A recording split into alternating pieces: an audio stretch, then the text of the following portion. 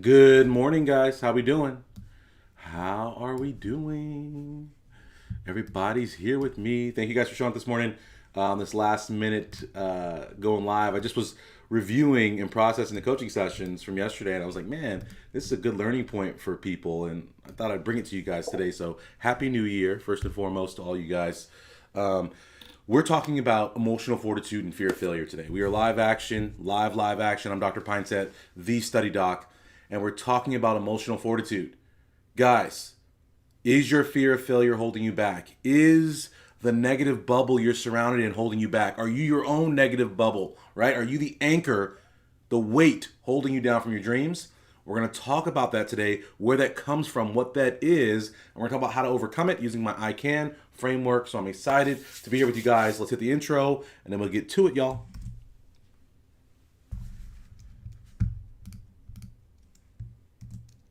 But stop making excuses, stop whining, stop, right? Get at it. No excuses, just dominate. All right, guys, so let me pull this up. Let's start here. So we talk about this fear of failure, right? It's a new year. People say new year, new me, right? New year, new me. Everybody can hear me? I'm coming through loud and clear. Okay. We say new year, new me. We say new semester, new me. I'm going to be a new student. I'm going to be better. This semester is going to be different. This class is going to be different.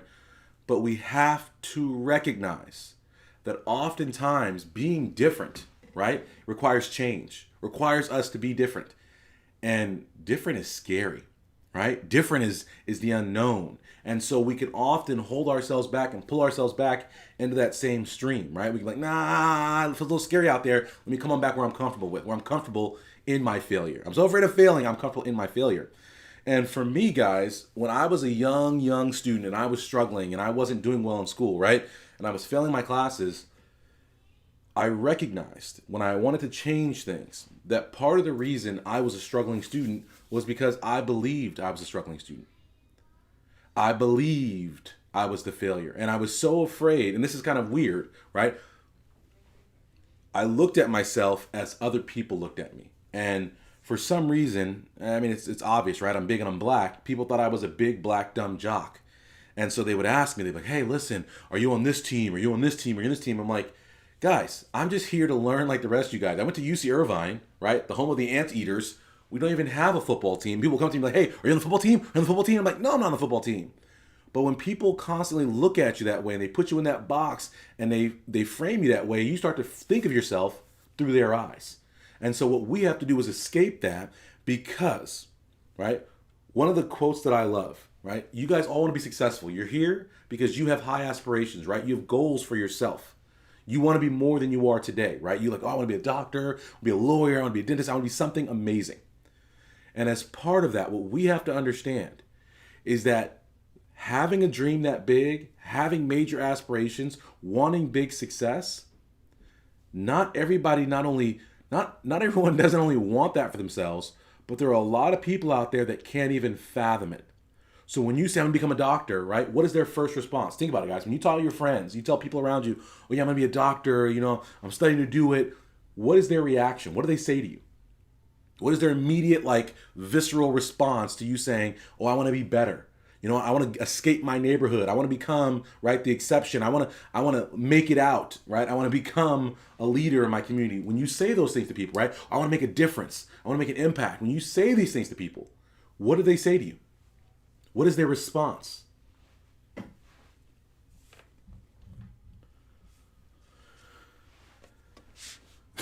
Oh, cool, good luck, right? And it's real sarcastic. Ooh, that's a lot of work. Oh, right? Can you really do that, right? As people are saying in the box, right? Oh, you think you're better than me. Oh, so you're trying to say you can become a doctor and I can't become a doctor. Oh, that takes way too long. Oh, that's way too much work. Oh, that's so admirable, right? Oh, yeah, glad it's not me going through that, right? Good luck. Oh, that's too hard, right? People say all these things to you. And we try to say, right? Oh, what people say doesn't affect me. What people say doesn't affect me. But what's the truth, guys? What's the truth?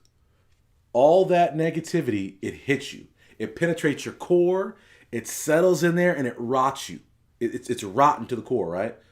I watch the Disney Channel Descendants with my kids. Rotten to the core, rotten, right? It rots you from the inside out. And we don't recognize that all those little jabs, all those little subtleties are pulling us down, pulling us back from our goals. And where this really comes apparent is when you actually resolve and say, no, I'm going to change. I'm going to be better. And people try to pull you back to that old way. Like, no, don't do that. That's too hard. That's too many years. Oh, you're going to waste your 20s. But no, come on back here. Be mediocre with us. Be average with us. And one of my students yesterday brought up the quote, which I think is a great quote. And he was talking about how, this is Jacob, credit to Jacob, who said this yesterday during coaching. And he said, mediocrity is self-inflicted, right? Mediocrity, let me get it right so I don't misquote Jacob here. Mediocrity is self-inflicted. Genius is bestowed. Hear that, guys. Mediocrity is self-inflicted. Greatness is self-bestowed. I love that because it simplifies what is seemingly complex. We think, wait a minute, I am mediocre because I am meant to be mediocre. No, we are mediocre because we are making ourselves mediocre. We are thinking mediocre thoughts. Therefore, we are behaving in a mediocre manner. Therefore, our output is mediocre. Therefore, the outcome is mediocre. But if we want to be the genius that we see in people, right? And it's so hard with social media now because all you see is everyone's perfection, right? Everyone looks flawless. We've got filters for everything. Filters. Your skin, your face, your teeth, everything. You see people on here balling out. Oh yeah, look at him in the scrubs. Look at him. Oh, look at the white coat. He bought that white coat at a factory outlet. You don't know that, but you think this character is balling. And so we see everyone else's perfection, but we have a front row seat. We actually, better than front row seat, we have behind the scenes look into all of our imperfections, into all of our flaws, into all of our failures, and all of our shortcomings. And so we see all of this in ourselves. We see all this negativity, right? All this flaw in ourselves, and we see perfection in everyone else. And so the gap between us seems so huge that it can really weigh you down. So what I want to teach you guys is the way that I overcame this, the way that I said, you know what? I'm not just a big dumb black kid. I'm not just the kid who wants to be mediocre, right? I was so afraid to fail and get F's and embarrass my family that I was settling for C's. I was settling for B's, not recognizing that it's not about escaping failure. It's about succeeding, right? We talked on a previous session about the difference between surviving and thriving. And today we're talking about the difference between surviving and striving. Because many of you guys, right? And let me change my screen here so you guys can see this here. Can everybody see my screen? Everybody can see my iPad? There's a huge difference between surviving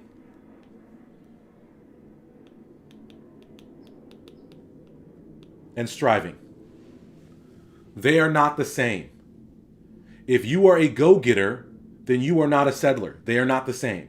If you are trying to survive, if you're trying to get by, if you're trying to get through, you will never get ahead.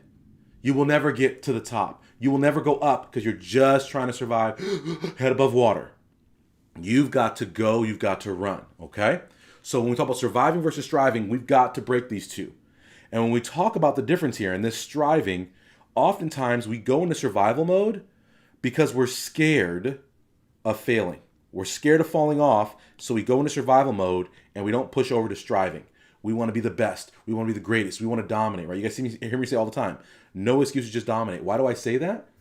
Why do I say that? Because, guys, we've got to recognize it's not about just surviving. It's not about getting by. It's about dominating. It's about being our best and living our fullness.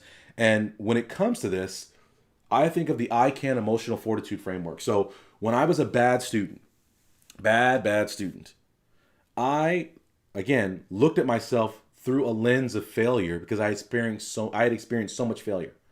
And so in order for me to switch that up, in order for me to become more than that, right? For me to push past that failure of a self that I was, I had to change my framework, change my mindset, change my lens, and go and become. This is why we're live, right? I can do that. Can I flub like that?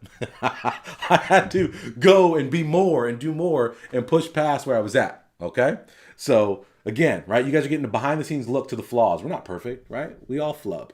Can you guys like the video right now and let me know it's okay I flubbed? Say it's okay, Dr. P. It's okay. We see you. We see you striving. We see you striving. All right. The ICANN emotional framework. So it starts like this, guys. We have the wrong framework, so we got to change it up. How do we do this? How do we change it up? Like this. It's 3 parts, guys. I don't want the laser pointer. I want this one.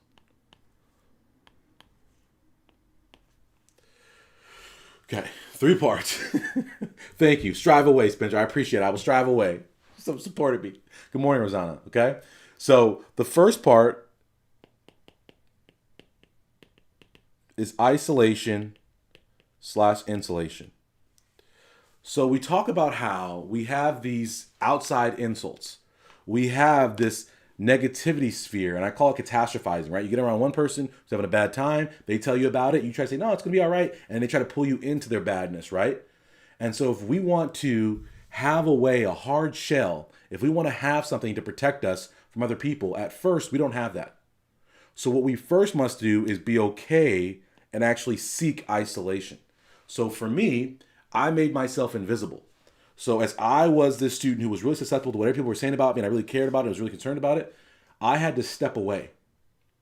I had to say, you know what? I'm going to be alone for a little bit because I'm trying to get someplace, and the people that are around me, not because they're bad people, but because all they've experienced is failure me, right? It's like if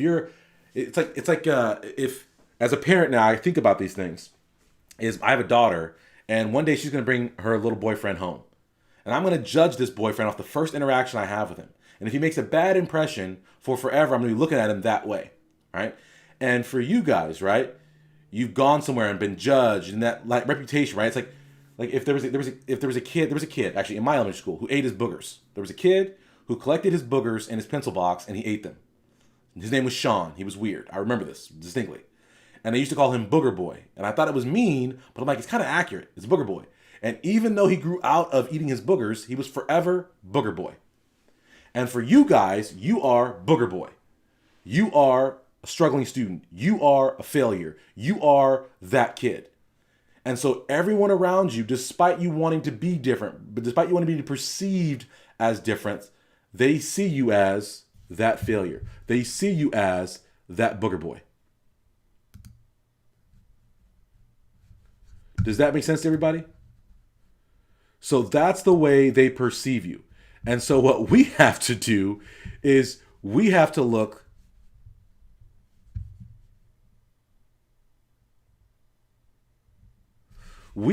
for a way that we can escape that. And the way to do it is to step away. And we have to come back anew. So I want you guys to tell people around you, hey, listen, guys, I'm working on myself. I need to step away. And for me, the way I did this was I stopped carrying my phone. I stopped going to certain things. I stopped hanging out outside of classrooms. I stopped doing all those things to have that isolation to work on me, right? You got to work on yourself first. And so you got to be able to step away and get away from the negativity before you can insulate yourself from negativity. And once you isolate yourself and once you work on yourself and you start developing the things we're going to talk about in 2 and 3, then eventually you want to develop insulation. Insulation are the supportive people you put around you. The people who understand what you're going through, the people who understand where you're trying to get, and the people that are entirely supportive of it. Where if you say something negative about yourself, they get angry at you. How many of you guys got people in your life like that? For me, it was my parents early on, right? Who were like, what do you mean you're dumb? What do you mean? What do you mean you can't get the A's? What do you mean? What do you mean? What do you mean? And they were challenging me on my negative frameworks. They wouldn't let me think down on myself. But how many of you guys have people in your lives like that? And at that time, I didn't have any friends that were like that, so I had to cut all my friends off and go into isolation, but I could insulate myself with my parents, thank goodness. But some of you guys got parents who are part of the negativity, right? Who are bringing you down, who are attacking you, who want to call you, what you doing today? Are you slacking off like normal? Why aren't you in medical school already? Where are my grandkids at? What's going on? Why aren't you successful? Look at your brother, look at your sister, look at your cousin, right? So maybe you got to step away from your parents for a little bit. And maybe their feelings might be hurt. But again, when we're successful, they'll come back. They'll understand. They'll see us differently.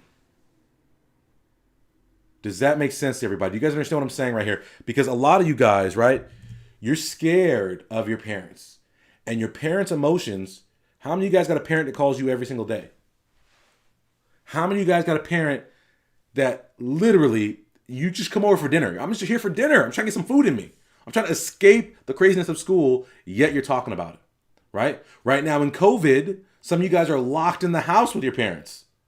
Your only reprieve was being at school. Now you're back at home distance learning, and it's just a negative bubble that you're supposed to do well in, right? You got to sit them down, y'all. You got to isolate yourself. Even in your own home, you got to go to them like, hey, parents, you are killing my vibe. You are literally the anchor. You are not the wind beneath my wings. You're not Celine Dion in it. You are pulling me down. Please stop. And if you said that to them, the first time they're like, what do you mean? We're trying to... If you say it to them again, and you say it to them again, they're going to get it. Not the first time, but they're going to get it. So you got to force them to do that, right? So we've got to have that conversation with our parents, isolation and then insulation, having a buffer of supportive people around us who encourage us, who believe in us, even when we don't believe in ourselves. So that insulation, okay? The second thing that we have to do, okay?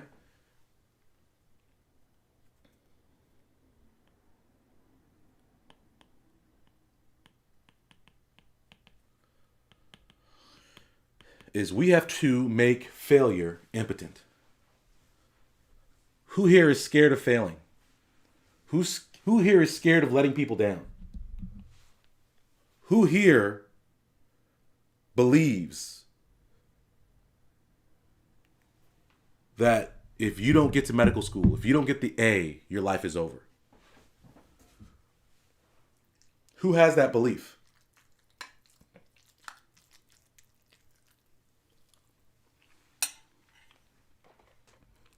I see a lot of people lighting up the box.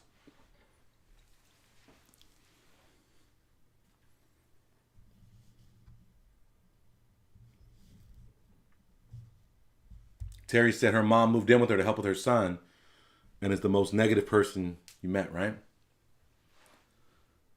We always feel, right? This failure, we magnify it. We make it this big cloud, right? And if we have a failure, if we have an incident, we think, oh, I can never come back from this. I can never come back from this C. I can never come back from this F. I can never come back from, oh my gosh, if I give a bad presentation in class, I can never come back from that embarrassment.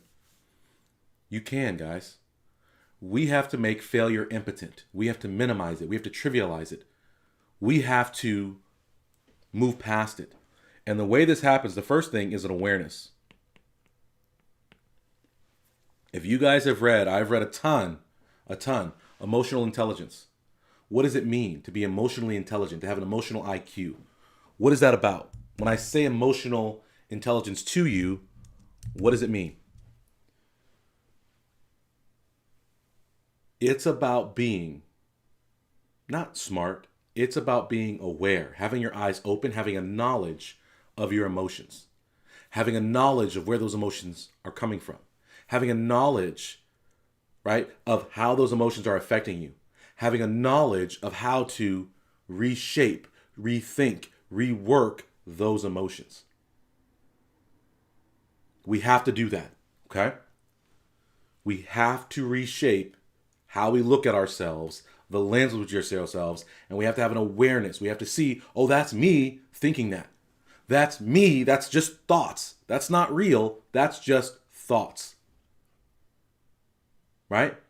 Oh my gosh, if I give this presentation, it doesn't go well, everyone's gonna laugh at me. The reality is, guys, when you guys go up, when it's presentation day at school, I want you guys, let's be honest. Here we're gonna go. We're gonna flip the experiment. How many of you guys get nervous to give a presentation in front of your class? You're like, oh my gosh, everyone's gonna be judging me, and if I don't say this word right, and if my slides don't look perfect, they're judging you. Okay? I want you guys to think back to when you were in the classroom and you were in the crowd and someone was presenting and speaking and giving their presentation. Did you care about them, or were you worried about your own presentation? Were you running your own lines? Right? We all think we're the center of our own universe. We think everybody's up there judging us, scrutinizing us, waiting for us to fail so they can laugh at us. And no, they're all just as scared as you are, hoping they don't mess up. They don't care about you. They're not going to think about you tomorrow. A year from now, they're not going to remember the presentation you gave. But we catastrophize. We blow it up. Those were our thoughts. So we have to change that, guys. We have to move past what is our thoughts to the reality of the case, right? Farida said, so true. That's why I go first. Get it out the way, right? So you can stop thinking about it. That's what we do. But in our minds, we're like, no, everybody's judging me. Everyone's here solely to see me. Oh my gosh, this is going to be a defining moment in my life. Nobody cares. Nobody cares, okay? So we have to become aware of our emotions, and we have to shape those emotions, guys. We have to trivialize what failure is, right? We have to put it in perspective, understanding that no failure is final. We had our Dominate Premed mastermind coaching on Saturday, and one of my students is a forever failure. Was getting terrible grades for forever and has a 2.0, already graduated undergrad, 2.0.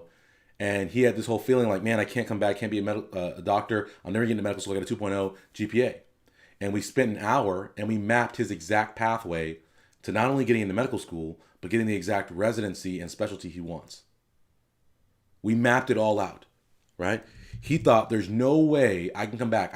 I've damaged my GPA so much that there's no way a medical school would ever accept me. There's no way a medical school will ever want me. There's no way I can become the doctor that I've always wanted to be.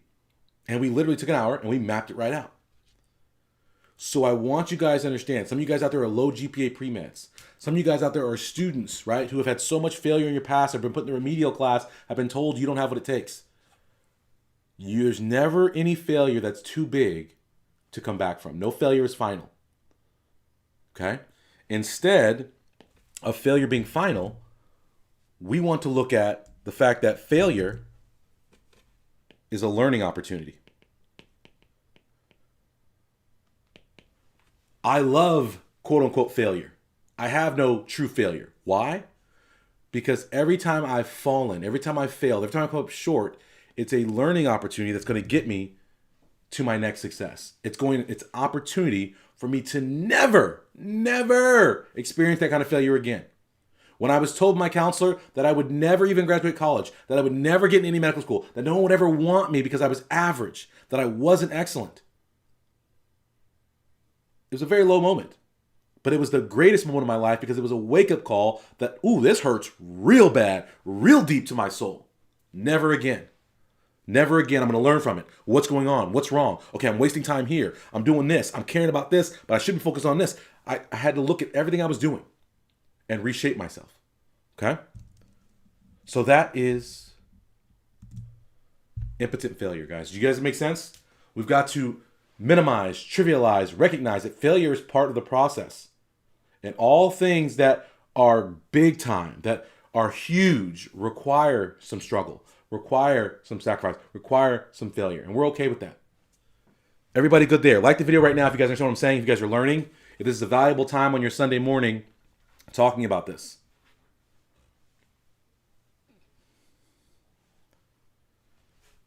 Go on now. Armand said, a man is not old until regrets take the place of his dreams. But some of y'all are young old men because you got lots of regrets and they're sure overshadowing your dreams. So we've got to change this, guys. Okay? If you guys want to learn more, we're going to continue this talk, but in the box below, I put a discount for my course, Successful Student Mindset Makeover. It's an incredible course. It's going to help you guys change this whole perspective and learn about the great lies that we as students tell ourselves and the 3 great truths that unlock our greatness as students and will help you have a healthier, more productive mindset. So check that out in the description box below. Okay? Now to number 3. You guys ready? Oh, I guess I should flip back to this screen so you guys can see it. What do we think of the iPad? Do we like the iPad on this live stream? I like the iPad because people can see what I'm talking about. But do you guys like the iPad? I guess I should ask that question. Information. Okay. We talk about, right, and we hear knowledge is power. Knowledge is power. Knowledge is power. What do we mean by that? Okay. An informed mind, a knowledgeable mind, a mind that's tuned in, that has the information it needs, is less susceptible to lies, is less susceptible to scams, right? When you're going to go make a big purchase, what do? You go look everything up. You go look everything up. You go see, okay, wait a minute, you want all this information so that way you can not get duped. I'll never forget, I went to New York, my first time in New York. What a cliche this is. My first time in New York, I went to New York, I was all excited, and I'm walking the streets of New York, and this guy comes to me, he's like, hey, bro, listen. I got these jewelry. You need to watch. I got these great watches. You know what I mean? These not Bravado. What was the watch? There's all these like famous watch brands. Like, yeah, I got all these watch brands, and I got them for you right here. And I got them. You know, normally these are $1,000 watches. Normally I sell them for like $200, but I gotta get rid of them today. It's my last day. I got rid of them. $50. You give me $50. You get this watch. It's amazing. It's incredible. And he shows me the box of the watch, and the watch looks sick. It looks sick in the box. It looks incredible. It looks super expensive. It's super shiny. And then I grab the box. Let me see here. We'll switch to this one. I think that was bogging down the feed. Can everybody see me now? Still? So I was like, okay, give me the box. And so I buy the watch for $50. I then pull the watch out of the box, and the watch is made of tinfoil, guys. Legit tinfoil.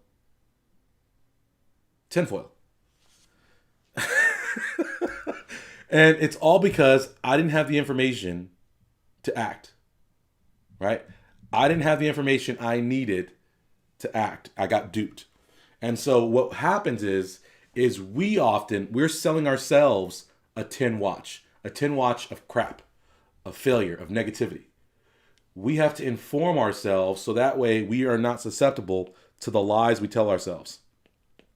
So the first thing that information gives us is logic. We can use our logic to out-talk our emotions. So when we say, you know what, I'm not good enough, I can't get an A, we can say, wait a minute. I have information that tells me now I've learned how to study. And now that I learned how to study and I have tools, I know, right, that I can be successful. There's a chance here. I'm different. I'm not the same student I once was. I'm better, right? We have information to the contrary. When we have really good information, right, we can become the oracle. Meaning, if you have information that made someone else successful, then you know and you recognize and you realize that you can be successful from that information. And so this happens for students who roll in my 5 pillars of studying less and getting better grades course, right? Because they have a system that I was successful with. They have a system that all my other students have been successful with. So when they're in our community, they're like, listen, guys, I'm doubting this. Like, he wants me to do this, and this is nuts. Like, how can I not go to lecture? They tell me lecture is the most important thing ever. They then can hear it from my community, from me, like, no, this is what's going to work.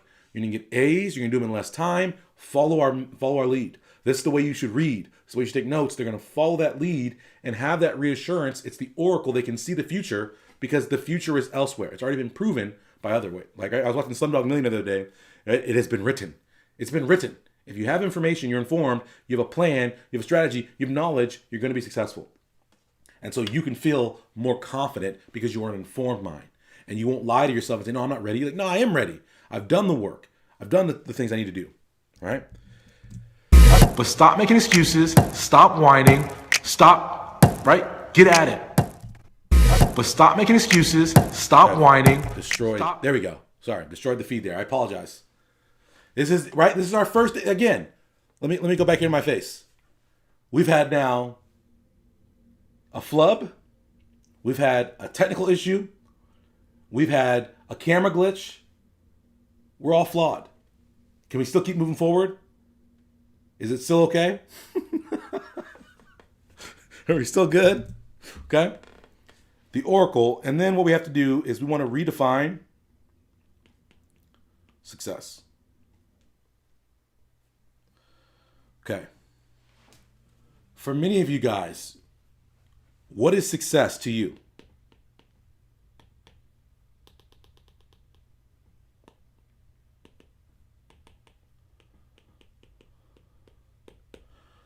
What is success?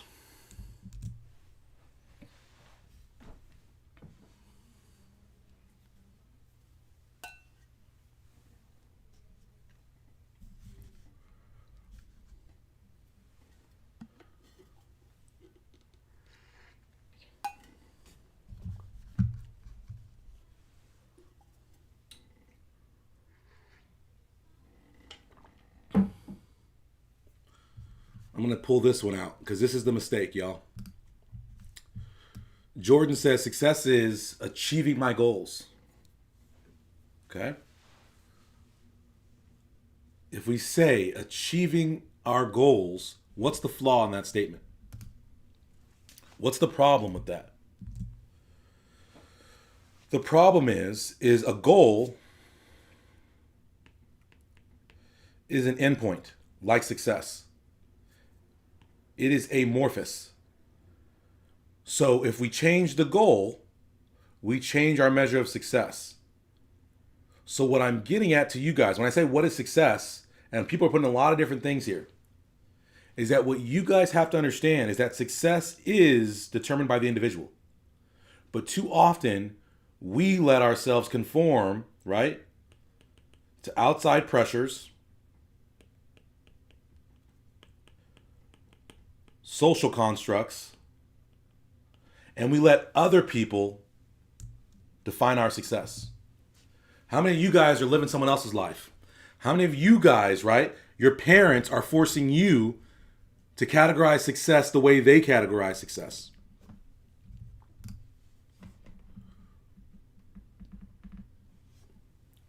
Right? How many of you guys have your friend circle? They make you feel bad. You're excited about something and they make you feel bad about it because they have a different marker of success. You're excited because you never got a B plus in your life. You get a B plus. And they're like, oh, well, it's not an A. And they've redefined your success. So what we have to do, guys, is we have to work actively to appropriately, productively, positively define our success. Okay? And for me, who knows what my two definitions of a successful day are? Let's start there. A lot of you guys have these long-term end games. Become a doctor. Straight A's. Graduate. Right? Some of y'all say, be rich. Right? Those kind of things. The problem with these is we can't achieve these soon. We can't achieve these readily, so we always live in a state of doubt. Okay? These are called outcome goals. We want to switch to process goals. And I've talked about this on another video. And I talk about this extensively in great depth in my 5 Pillars course. But switching from outcome to process goals is so important. And for me, right, Alyssa just hit on it. Amina just hit on it. Yusuf just hit on it. My 2 process goals are very simple. And a process goal compared to an outcome goal, quickly, an outcome goal is based on something far distant in the future. A process goal means that the journey is the goal. And if I'm successfully moving on that journey toward the long-term goal, then I win. And so for me, every single day, it's 2 things, these daily goals.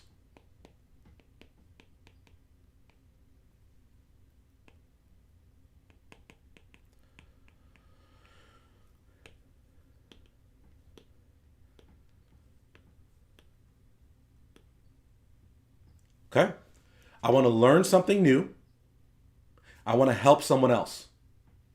If I can do these 2 things, then every single day is a success. That's how I define success. That simple. If I learn something, it means that I will be able to be better. If I help someone, then hopefully they can do better. So it's very, very simple, and it's very, very process-oriented. Does that make sense to everybody? If you guys can make your goal process-oriented very simple, then you will achieve that success, and that success will snowball. Tiny victory, tiny victory, tiny victory. Confidence, belief, no more doubt, no more fear of failure, because I've had so much success, I've had so many wins, even though they're small, that failure is not an obstacle, right? Was it Fear Factor? Fear is not an obstacle, right? Because we're having successes. So for you guys, right, as a student, what's the equivalent, right? For you guys, this was me as a student, but even you guys as a student more specifically. Instead of get A's, how about we switch to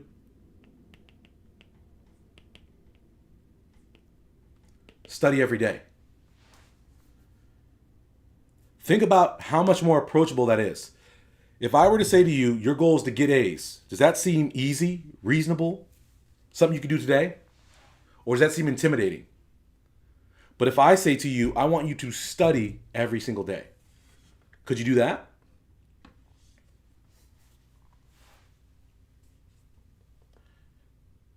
Could I ask you that? Could you commit to studying every single day? Does that seem doable?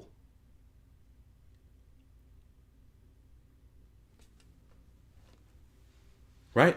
Yes. And so you'll be excited. And then when you do it, you'll feel the victories. You'll feel the victories. And the truth is, guys, when it comes to studying, everyone wants to teach you all these tricky hacks and all these different things. But the reality is consistency is the key to A's. I tell people, if you go to bed on time, wake up early, and study every day, no matter what, you will be a better student. You'll be well on your way to getting A's. Now, to create that consistency, it's a lot more complex than that, right? There's a lot of things that hinder us from being consistent. But consistency, guys, that's what you got to do. So change your goal to study every day. Change your goal from getting A's to study every day. Start there. That's the consistency. Then say to study focused. That's a harder goal, but that's our next level, right? So 1, I just want to study every day. 2, I want to study in a focused manner. I don't want to be distracted. I don't want things pulling me away, right?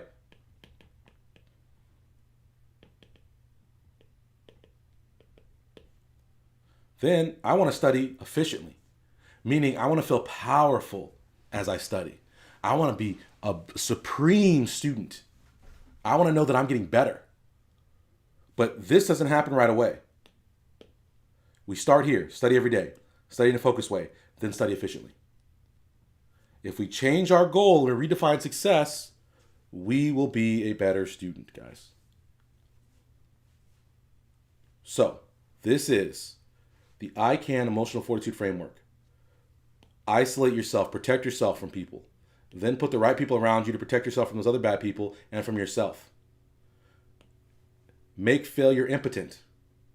Understand that failure is not final, that it's a learning opportunity, and be aware of how your emotions are actually leading you to a spiral of failure. Inform yourself so you can act with logic, not emotion. You could predict the future and be confident in that future and what it is. And ultimately, you can redefine success as something that's attainable, that's exciting to you, right? And you create victory and you create the future you want. That's how you guys overcome failure. It's not one thing, but it's a multitude of things. And it's hard, and it takes work, and it takes effort, right? That's why in coaching, we are constantly talking about this because it is a constant battle. It's like addiction. I would say that self-doubt is an addiction. You've been hit with the spike, with the needle of negativity, self-doubt, right? Insecurity your whole life. And you're addicted to it. And so you're never cured of insecurity. You're never cured of self-doubt. It's a constant fight to say, how can I stay out of being insecure today? How can I be more positive today? How can I believe in myself more today? And every day you get up and you fight the good fight. And I'm a very confident individual, but there are days where I just feel insecure about something. And it was funny, yesterday we were talking in coaching, two of the students actually were there, as we were at one of my events. I was doing a keynote in San Francisco. And after the keynote, everyone liked the keynote so much, like, hey, will you stay and answer questions and coach the students? I said, sure, I'll coach the students. And so I hung out for another 2.5 hours doing coaching, and one of the women in the crowd asked me, she had just failed her MCAT, and she asked me if she'd take the MCAT again in 3 weeks. And I said, no. And essentially I made an example of her to the group so that they would learn that if you are struggling, if your MCAT doesn't go well, the answer is not just to launch right back in. The answer is to study longer. The answer is to spend more time on it, is to improve yourself. I would not let her go that way. And as an end result, people tried to come up to me after the whole conference and try to basically fight me because they were trying to say that I was being mean to that girl. And I said, no, I'm holding that girl accountable. I'm letting her know that she's being driven by emotions off a cliff. And then if she doesn't get her emotions in check and act with logic, then she's going to be in trouble. And for many of you guys, you are stuck in this emotional roller coaster, headed to certain doom. The roller coaster's not finished. Take you right off a cliff. We've got to fix it. You've got to fix it and be able to act with logic, from a place of confidence, from a place of belief. And it matters, right? Am I a motivational speaker? No, I'm a transformational speaker. But I understand, and I talk a lot about motivation, a lot about mindset, a lot about beliefs, because if we're honest, guys, right? The title of this video is Fear of Failure. Many of you guys are being driven, being led by a bad mindset, or being led by negative emotions. Can we be honest? Can you guys be honest in the box and talk about how, right? And I'll bring back another quote from Jacob, because we were talking about yesterday, that I share in one of my courses. And the quote was, I wish I could remember who says the quote right now. But it's a great quote, not by me, but I use it in one of my courses because I think it's an illustrative example. And it is the major barrier. Oh, Nathaniel Brandon. Thank you. Woo, I had to bring that out of my mind there. Okay. And the quote is, the major barrier to learning anything is not physical, it's emotional. The major barrier to learning anything is not physical, it's emotional. And for many of you guys, the reason you're not successful, the reason you don't learn well, the reason you don't get the A's, the reason you're not the student you want to be, the reason you're not the pre-med you want to be, is because you are emotionally stunted. You are not in control of your emotions, and so your emotions are controlling you and holding you back. The negative dialogue you have in your mind holds you back. Think about that, guys. Right? Like, what if you could stop being anxious? What if you could stop being sad and depressed and worried and concerned and distracted and all these emotions? If you could just get out of your own head and instead focus on the tasks ahead, how much better would you be? How many of you guys spend so much time obsessing about assignment that you never actually do the assignment? I'm glad that hit, Alyssa, with the negative thoughts as an addiction.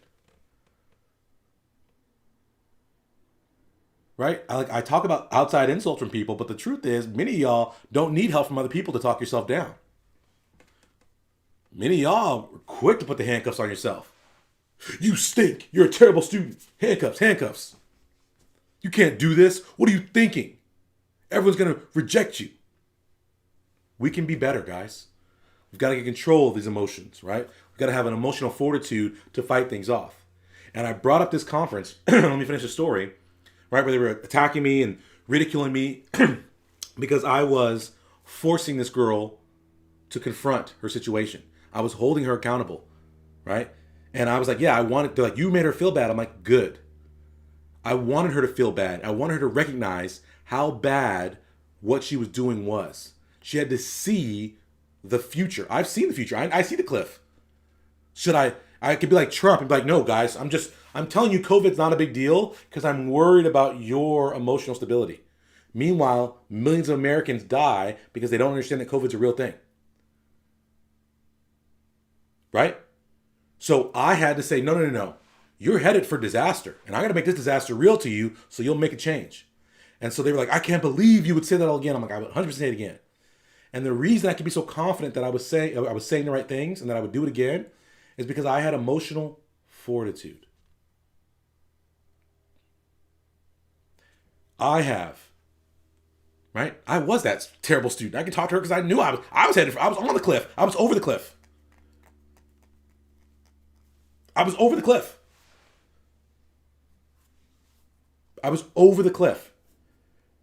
My counselor told me, hey, you're dying. You're plunging to your death. Your academic life is over. And I had to course correct and get back. And so I told her, hey, stop what you're doing. I encouraged her friends who were sitting around her, hey, be the insulation. Talk to her, reason with her. I told her, hey, recognize. You gotta get informed. You gotta get knowledgeable about this. You gotta change your ways, do something different on this MCAT approach than the previous MCAT approach. So that's the truth, guys. Can we get with it? Was this fun? Did we learn today? Brought the iPad in. this away real quick. I thank you guys for joining me, and I hope you guys learned from this. If you guys like this, take a second. Like the video like Amir just said. Take a second. Takes literally 2 seconds. Like this video, right? Ghislaine just said she was doing something right before she saw this video and hopped on here, right? She was doubting herself. If you guys want to be like Ghislaine, get a notification that I'm live, take a second, subscribe to the channel, turn on live notifications so you know when I'm going live. I'm only here to teach you guys, right? I'm only here to motivate you guys, right? Every single Monday, we have live coaching.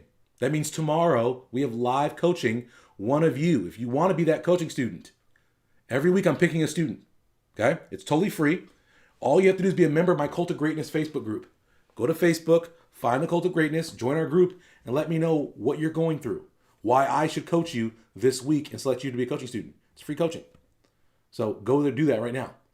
If you're struggling with your emotions, please get into my Successful Student Mindset Makeover course and let me help you get your mindset on straight, guys. Get to my website, thestudydoc.com. Check out the amazing resources I have for you. There's no reason you have to be struggling like you are on your own. Let me help you. Charmaine, email me right now. Andre at thestudydoc. Email me right now this moment. All right, everybody. I'm so glad this is perfect timing for people, right? I hope that we can see and we can understand.